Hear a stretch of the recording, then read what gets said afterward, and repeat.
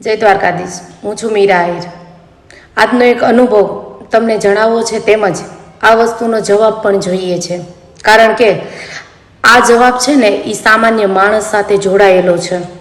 Civil હોસ્પિટલમાં ઇમરજન્સીમાં મારા ભાઈને લઈ ગયા. 45 થી 50 મિનિટ અમે લોકોએ ત્યાં આટા માર્યા. કોઈ કેસ ના લખ્યો.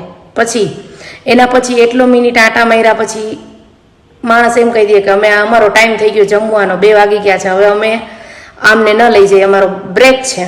આવો જવાબ મળે અમને. પછી અમે અમારી હાથે લઈ ગયા.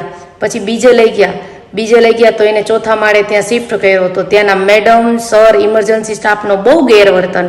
મજા આવે એવી અભદ્ર ભાષામાં વાત કરે, મજા આવે એવા જવાબ આપે, અને મજા આવે એવું બોલે કે નથી દાખલ કરવો, જા તારા થાય કરી લે, આવા શબ્દ યુઝ કરે. તો આ વસ્તુમાં જવાબદાર કોણ? રાજકોટ સિવિલ હોસ્પિટલ જે છે એનું આ જ કામ છે?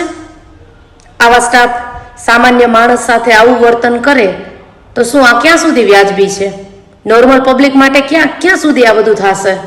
આજે અમારા ઉપર છે, કાલ તમારા ઉપર આવશે, બધા ઉપર આવશે. ત્યારે કોણ જવાબ દેશે? અભદ્ર ભાષામાં વાત કરવી, મજા આવે એવું બોલવું, નિરાતે કામ કરવું. તો તમે પબ્લિકની સેવા માટે છો કે શેના માટે છો? કોઈ જવાબ આપશે મને આનો? જવાબ તો દેવો પડશે ને. કોકે તો જવાબ દેવો પડશે ને. કે પછી આમ નામ બધું જે ચાલે છે એ ચાલ્યા રાખશે? ક્યાં સુધી ચાલશે આ બધું?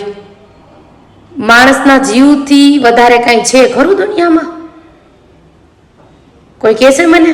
આ વસ્તુનો મને જવાબ જોઈ છે. રાજકોટ સિવિલ હોસ્પિટલ આ વસ્તુનો જવાબ જોઈ છે મને.